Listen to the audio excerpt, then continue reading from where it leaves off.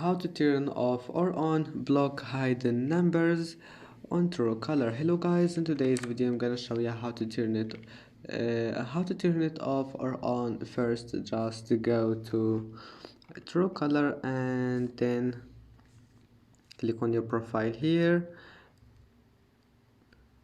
and after that click the settings icon, and once you are here click block this one here, and if you can't find it here, just click calling and scroll down until you find the block and click on it, and here we'll find it. And that's it for today's video. If you like this video, please don't forget to like and don't forget to subscribe, and thank you for watching this video until the end, and see you in the next video.